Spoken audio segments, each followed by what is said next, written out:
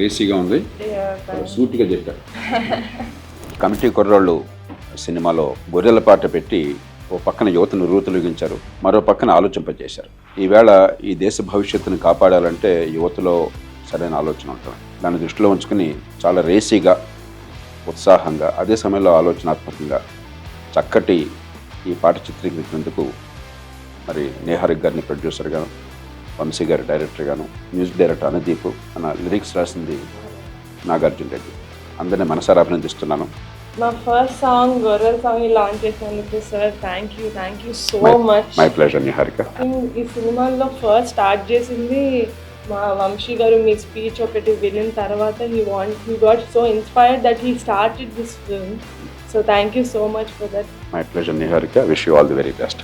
Cinema వచ్చిన తర్వాత compulsory మీరు చూసి తప్పకుండా చూడాలనుకుంటున్నాను. తప్పకుండా చూస్తాను.